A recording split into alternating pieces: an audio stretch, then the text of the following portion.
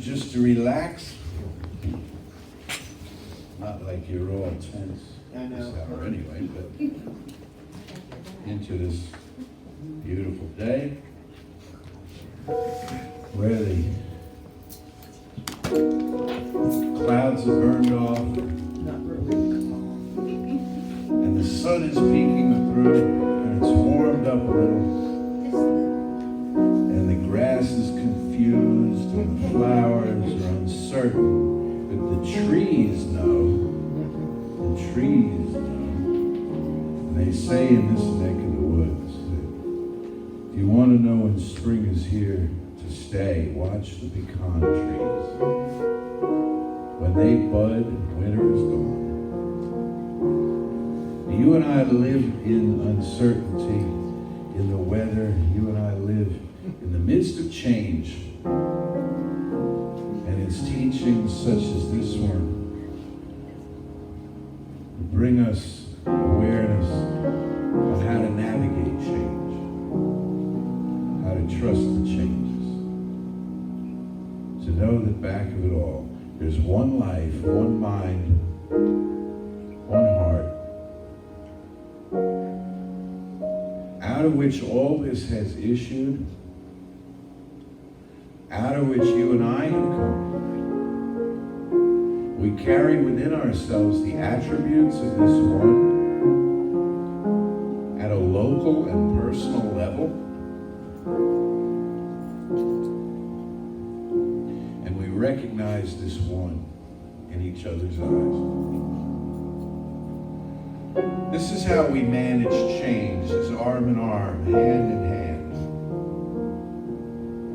Like some of our friends, the trees, their roots clasp deep beneath the earth to hold each other up when the winds blow. So we connect, sometimes physically, always spiritually.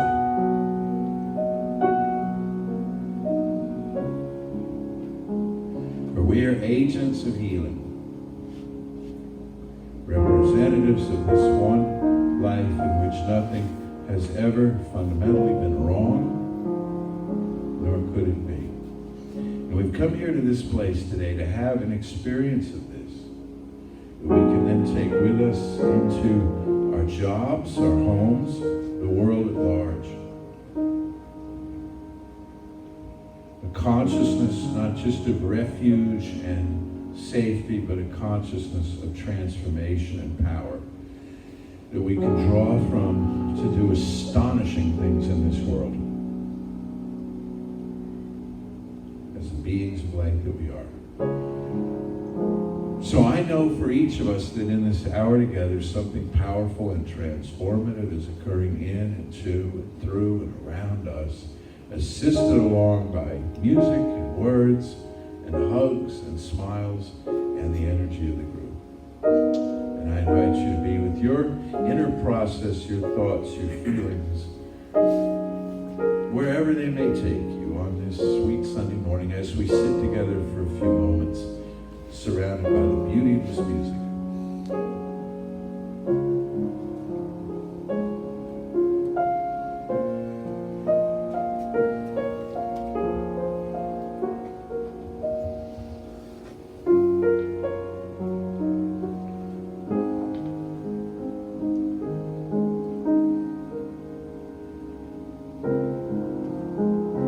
Universal love enfolds me. Universal wisdom inspires me. Universal spirit enlightens me. Universal power encircles me. I am one and all is well. I invite you now to open yourself to the miracle-working higher power and symbolize the unity of your thinking and feeling nature by touching your chest with your right hand, letting my words act as your own for your own inner acceptance and receptivity.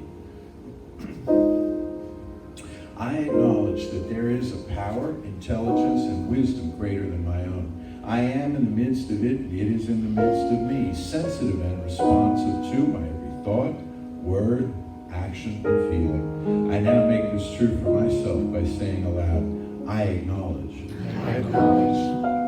Acknowledging this higher power working through my life, I admit that I am personally responsible for solving my own problems, while being guided and assisted by something greater than myself. As I become ready to surrender the conflicts of my ego to the wisdom of this infinite presence, I simply speak these words: I surrender.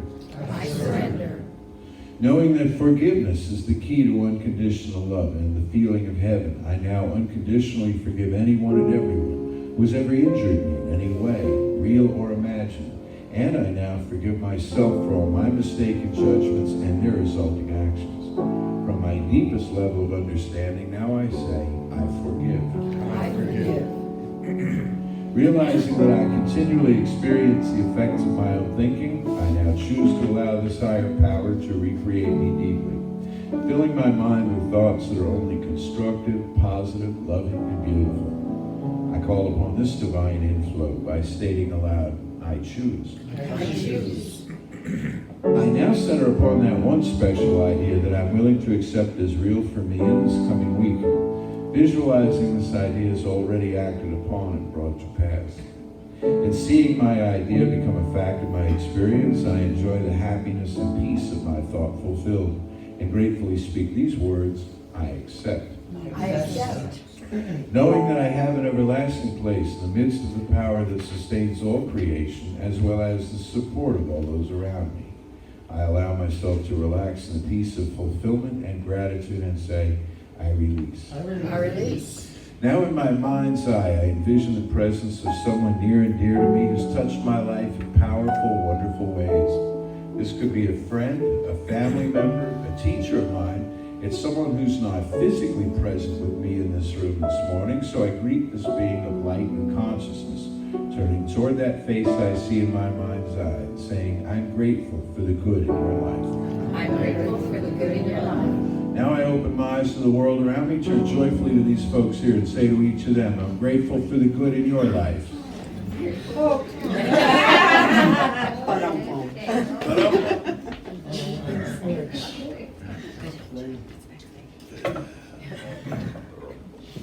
Well, this is the end of the series on the basics of the science of mind, except I've decided I want to extend the series all year long.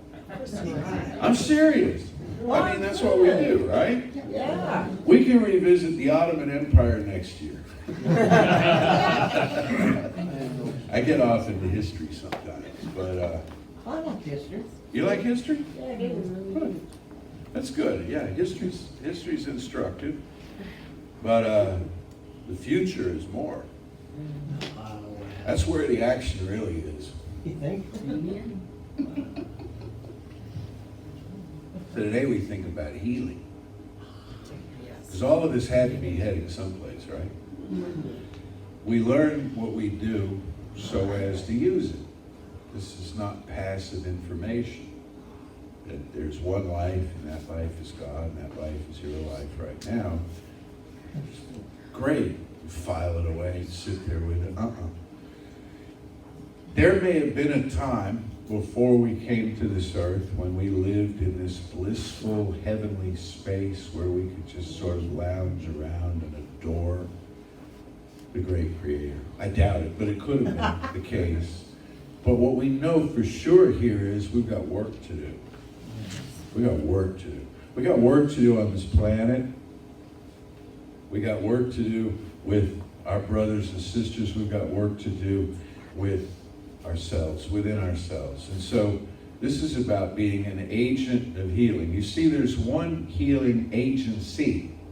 This is what Dr. Ernest Holmes, our founder, maintained. There's one healing agency in creation. It is the nature of creation to repair itself.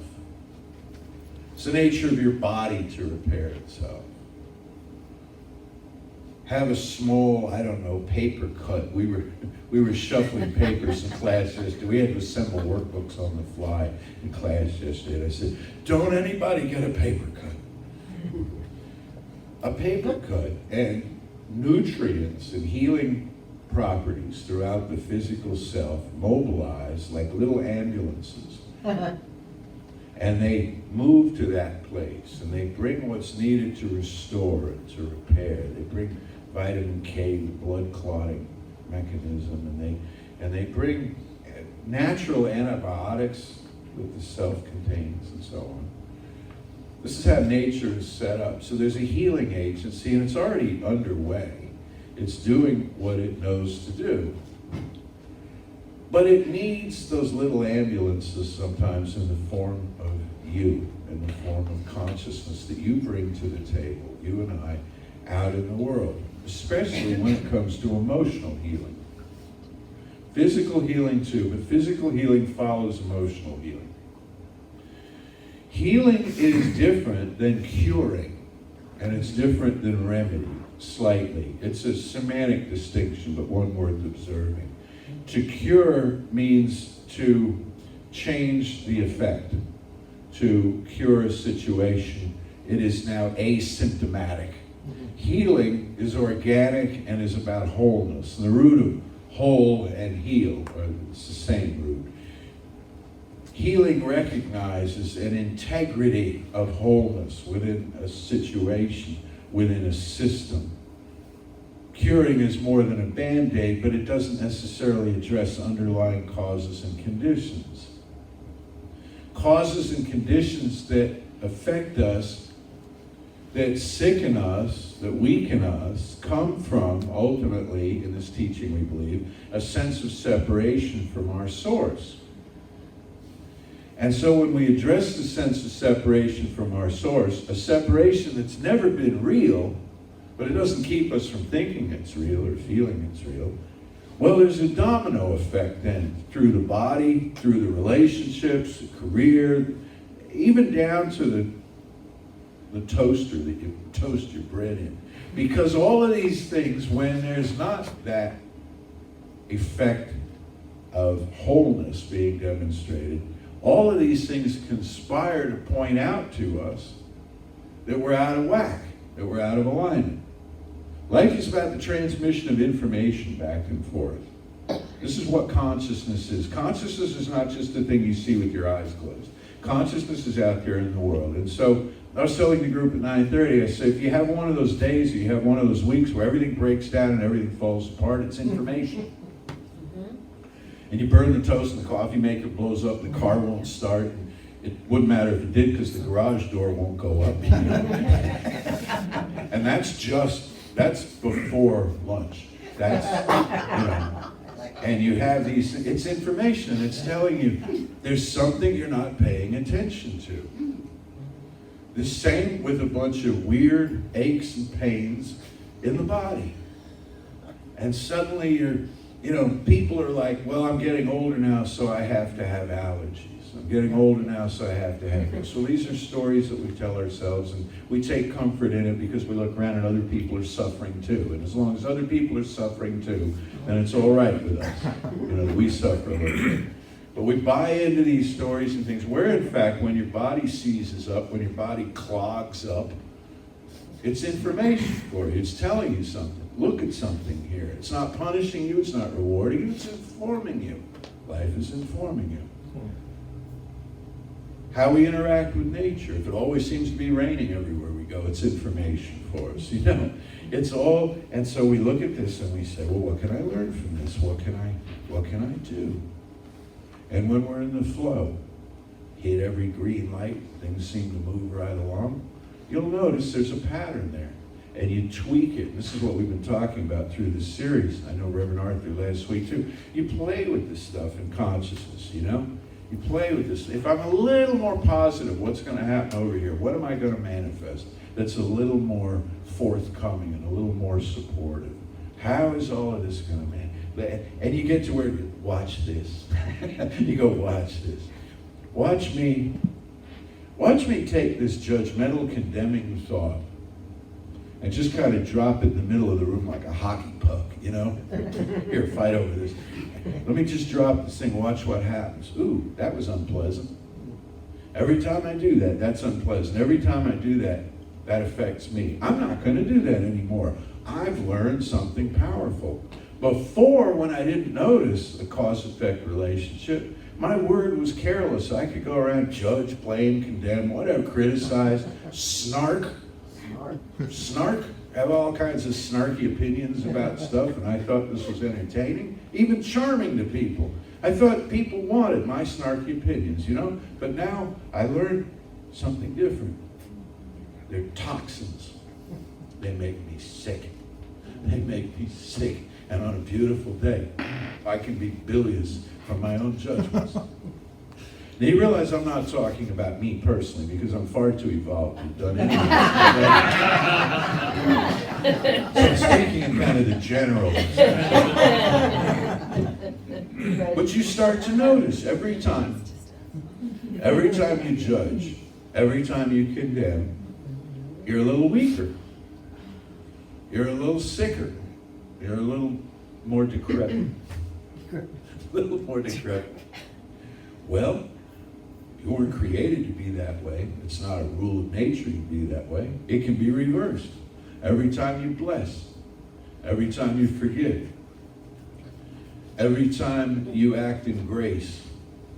As a matter of fact, even every time you just withhold snark, withhold judgment. You don't have to be all saintly all the time, but you just hold back on that. You're a little bit stronger. You're a little bit smarter. Life works a little bit better. This is how we are agents of healing. We're agents of healing in the sense that we are grounded enough within ourselves that we can allow other people to pour out their troubles, unburden their hearts to us, you know?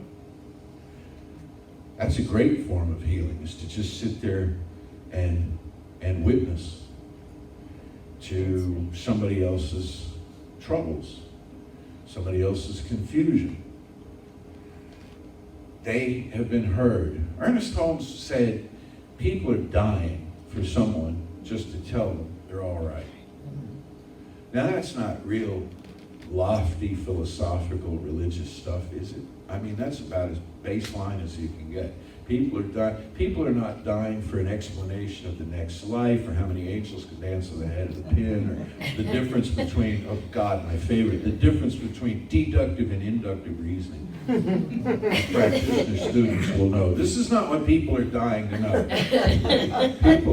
The world will not beat a path to your door for this. They're dying to be told they're all right by somebody who really believes it and is not just trying to move the conversation along. Somebody who really, people are dying for that, and then they're living from it. They may be dying for it, but then they're living from it, you know? And at some point in time, you had somebody in your life tell you you were all right. Maybe it was a teacher in school, or somebody you believed. Mom and dad, of course, but mom and dad, well, it's sort of their job to tell you that, you know? And so it's when it's somebody outside of the circle of nuclear family that sees this in you, it can register at a deeper level. Somebody told you you're all right. They were an agent of healing. As a matter of fact, everything you ever needed to know about healing, you've already learned from the people that you've crossed paths with in this life up to now. Because you have been in the presence of amazing healing energies who saw in you something really grand, who when you were struggling and you doubted yourself, they saw a light in you.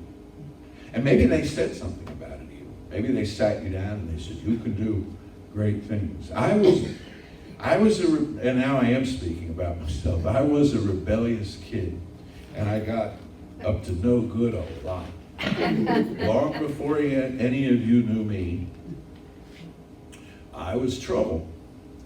And at one point in time, well, many points in time, I got called into the school office, but at one point in time in particular, I got called into the school office.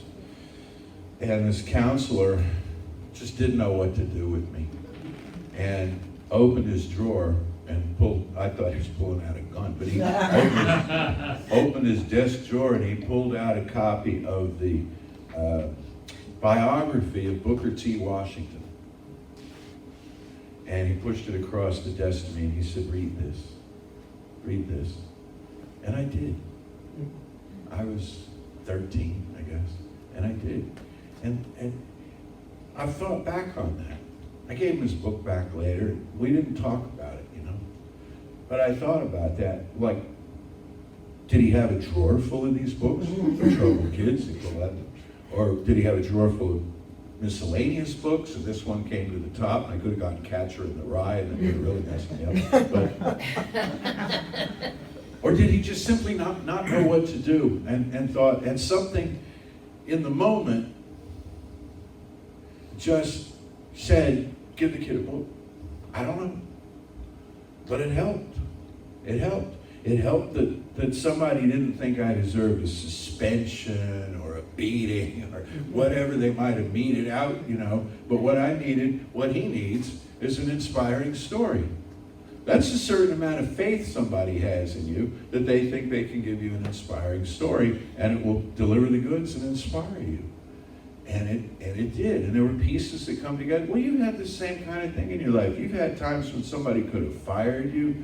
Somebody could have shamed you, humiliated you, made a federal case out of you, and instead, maybe they pushed a book across, or instead they sang you a song, or instead they just didn't say a word at all, but they looked at you in a certain way, and they thought, you're going to be all right. You have what it takes. Because the energy of being a rebellious kid is not a bad energy to have if you channel it, Because we're mavericks in this teaching. I told you this a couple of weeks ago. I said, we come in and we sing some songs, and we do some stuff, and it looks more like anything else than it doesn't. We have coffee and all. But you guys are maniacs. I mean, you really are.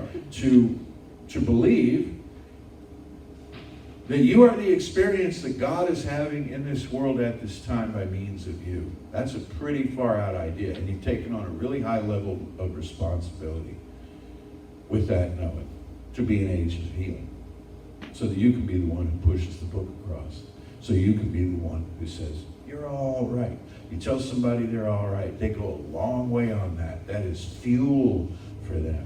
That is fuel for them, and they burn bright with it. There is one healing agency, and we are its agents. We can facilitate physical healing. We can facilitate emotional healing.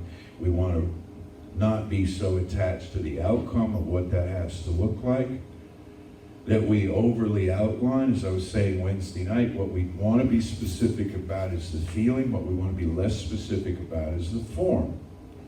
What is the feeling that you wish to create? What is the feeling that you wish to stimulate in somebody else? Somebody needs hope. Ernest Holmes is not a big fan of hope. He talks about hope as a subtle illusion. Hope is this, hope. Well, hope's a start. It's better than despair, right? So you start with hope. It's some glimmer of light, that something may happen, and then it turns into conviction, and then it turns into action and all of this. Well, you bring hope to people. Bring positivity to people. I've been reading a lot lately about climate change. It's about time, isn't it? Yeah. And what they're saying is what several profound thinkers are saying about it is, besides the science of it, and it's looking like this and how fast Antarctica's melting, is we got to be optimistic about this. Otherwise, we're just going to give in to despair. And nobody's going to change any behavior, and the whole thing's just going to come crashing down. We've got to have some optimism about it. We've got to believe that things are heading in a positive direction.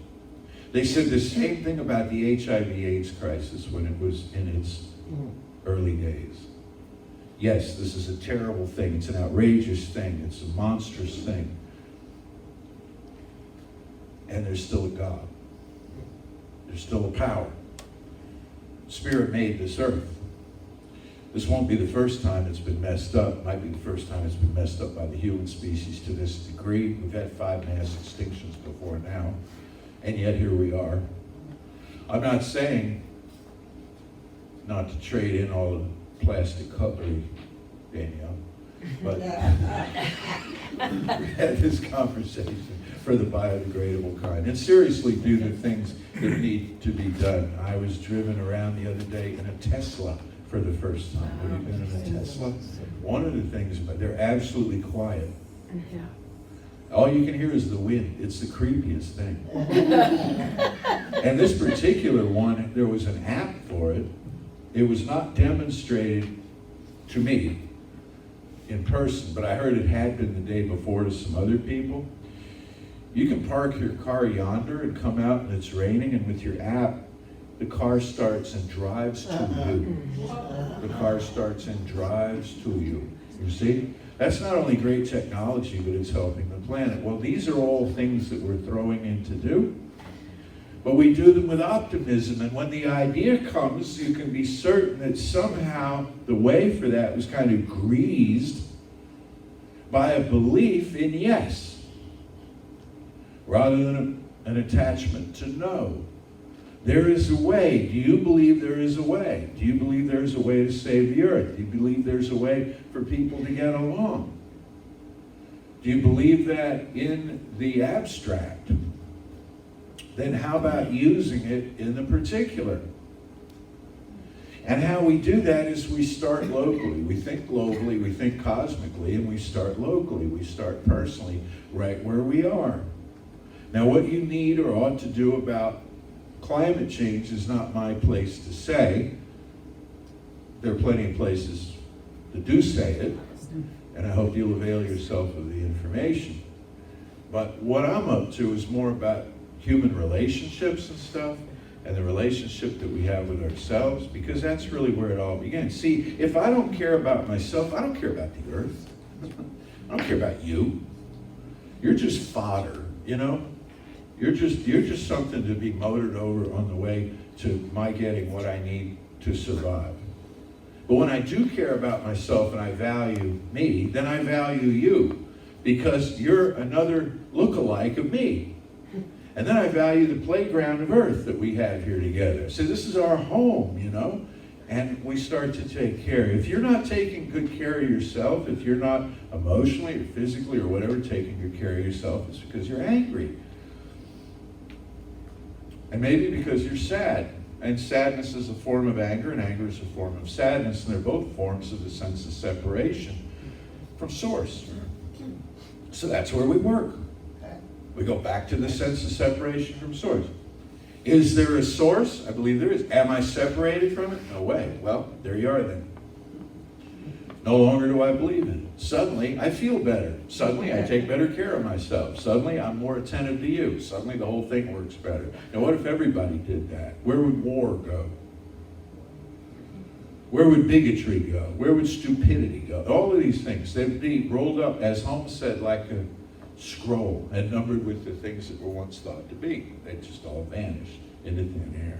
So it starts with the self. We, at the end of this service, sing, "Let there be peace on earth and let it begin with me." I was at another center last week. They sing the same song. They have one word different. They don't sing, instead of at the end, "Let me walk with my family," it's "Let us walk with each other." So, it's kind of, it scans, you know, kind of works. Sentiment's the same. Imagine the whole world standing up and singing, "Let there be peace on earth and let it begin with me," and owning it, standing in it, believing it.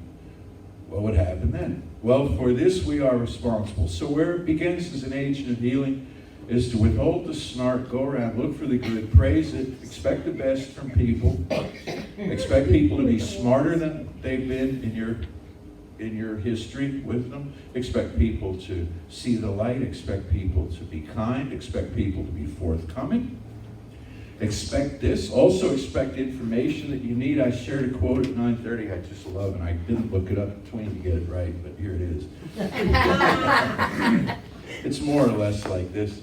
Jung, if you don't deal with, and he didn't say deal with, he was more elegant than that, but moving right along. If you don't deal with the contents of the unconscious, it will rule your life and you will call it fate. Whoa. Yeah. You don't manage, if you don't, you get the idea. If you don't, it will really, why? Because it's information that's seeking your attention, and it will seek your attention till you give it. It will seek your attention. It will bite at your ankles till you give it your attention. It's the most amazing thing. What he calls the unconscious, we would call the deep subconscious, but whatever, it's splitting hair. And we'll call it fate. Have you not called it fate? I've called it fate. It wasn't meant to be. Wasn't meant to be is code for I checked out of my spiritual authority on the way to where I wanted to go. I gave up. And it wasn't meant to be. Instead, I can take charge of these things and the information, and I can say, tell me what I need to know, and not be afraid to hear it. You can say to the subconscious mind, tell me what I need to know in plain English or your preferred language of delivery. Meaning, I don't need it in symbols, I don't need it in arcane stuff. I want it in plain English where I can understand it. You talk to the subconscious mind this way. Raymond Charles Barker, great teacher in this science, my family studied with him. He used to say, subconscious mind, now hear this. Like in the old movies where they're talking down the pipe in the submarine down to the engine room, right? Engine room, now hear, subconscious mind, now hear this. No florid, oh God, if it be thy will, and, old English lettering and stuff. No, subconscious mind, now hear this, boom, boom, boom, just do that. That's how straightforward it can be. And when you're open to the information presents itself. How would you like to have a day, a week, a month, a year, a new year? Now where, instead of the toast burning, the coffee pot blowing up, the car not starting, the garage door not opening, all the rest of this stuff, how about reverse all of that where a red carpet is rolled out for you into your good? Do you still have to sweat? You still have to walk the carpet. They're not coming to get you with a Tesla. You get to walk the carpet. You get to exert yourself enough to go from point A to points yonder. Would you like it to work that way? It can. And you know when you're in the flow. You felt yourself to be in the flow at certain times where just what you needed was right there at hand. Just what you needed was right there at hand. Like you see in a surgical theater where the surgeon puts the hand out and somebody slaps an instrument into it, They just know, right? And they communicate sometimes wordlessly because it's obvious what is to come next in the process. How would it be you just put your hand out and there what's slapped into it is maybe a guitar neck. Here, play. What's slapped into it is a laptop. Here, right. What's slapped into it is a paintbrush. What's slapped into it is another hand. How would that be? So, I got a funny little story to tell you. Just kind of a small example of how this stuff can work, where you get the information that you need. And I like to tell you real stories for real people. So this actually happened to me. Or as Bob Livingston, our wonderful friend, says, I can't promise it's a true story, but it happened to me. So last weekend I was visiting another center for spiritual living. I was teaching there, and I go back again in March, and if they'll have me. And I think they will. I think I did all right, but you be the judge. Well, this is in Denver, Colorado, and they have a very strange airport in Denver, which means it's an airport unlike the kind I'm used to, therefore it's strange. See, this is what we do. It's like, oh, that's different. I also had tacos al carbone, and they were different than they serve them here. But anyway, I digress. So I flew into this. What this airport has is, instead of terminals with gates, it's got gates. And no terminal. One terminal that all the gates lead to, but I didn't know that. So somebody was supposed to pick me up at the airport, and we're texting. And I was on airplane mode on the plane, and then the phone wouldn't connect, and I was roaming, and all of this, trying to connect with this person who's driving around somewhere greater Denver to pick me up. And she said, because I didn't have checked bags, I just had carry-on, she said, well, go to passenger pickup on level 4. And so, all right, so here I go. Well, there's not only in this gate area no level 4, there's no door to the street. I mean, there's not even windows. It's just gates, right? And so it takes me a while to figure out that you got to get on a subway. And all the gates get on subways, and they go to this terminal. Lisa's cracking up because she's been there. So I get to the terminal finally, and I'm starting to get a little concerned because I've got stuff I'm there to do later that day, And now it's fine, the passenger pickup. Well, I go to the wrong level, evidently, because it's rental cars. But I'm in, at least I'm outside. I found a door, and I escaped the terminal, and I'm outside. Man, is it cold. But I'm outside there, and I'm in this parking garage, It's loud with the traffic and the fumes and the buses going by. And I'm texting this person, and occasionally she's responding and occasionally she's not. And I said, I don't know that I'm in the right place, because I don't see, all I see is, anyway. So I'm not despairing. I had confidence, I had conviction, I had belief. I will get the information I need. This is actually my mantra much of the time. I will get the information that I need when I need it, how I need it. Just then the door opens, and a woman comes out with all sorts of baggage on rollers, talking on the phone. And she says, well, I don't think I'm on the right level, because this looks like rental cars, and I need to be at passenger pickup. So what's that? Oh, it's level 5? Oh, okay, good. Well, I'll see you there in a minute. All right, thanks. And she hangs up. So I went over to her, and she was startled. The man at the airport suddenly talking to her. And I said, you have no idea how helpful that phone call I just overheard you take was to me. Because I need to be where you need to be. So why don't we go find it together? Okay. I offered to help her with her suitcases, and she kind of gathered them in. And off we went. Well, we get on the elevator, and it sails right past the level we're supposed to be on, because it was a fast-moving elevator. Now we're at level 6, or I don't know what we were at, but anyway, we get off, and we poke our heads out the door over here, and it's not where we're supposed to be. And just then, over the PA in the airport, you know, they have constant announcements. It says, if you observe suspicious behavior.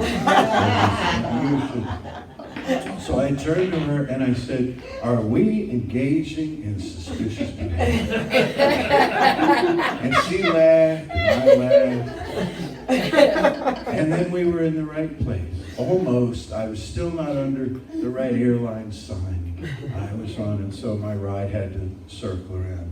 But I got found. And they never would have found me. And here I'd be frozen, a little match girl or something, frozen down there at the rental car exit at this airport this week later. Now, this was not a catastrophically important kind of thing, you understand? But if you're open to it, you get the information you need when you need it. You may overhear it. I had just put that in a talk a couple of weeks ago about overheard information that's useful to you. And I don't mean trade secrets and stuff you shouldn't do. I mean things that are, really cogent to you. If you're open to it, all of this. So, in conclusion, to be an agent of healing in this world, you have the training, you have the expertise, you certainly have the experience, you have the tools, and you have the colleagues, and you have the great educator, the great mind that is sourcing you to do what you need to do when you need to do it. Just be open to it. Just be open to it, and it will speak. Let's know together now, one life, one power, one presence, pure spirit. It's speaking to us now. Sounds like I'm speaking to it, but we're going to hear it now within the depths of our souls. It's going to begin by saying, you are my beloved. You are my beloved, in whom I am well pleased, in whom I am well represented in this world. You are my beloved. The next thing it's going to tell us is, here is what there is for you to do. Your next assignment, should you choose to accept it, is go comfort this godling. Go inspire that godling. Take some time for yourself to get reinvigorated, my beloved godling.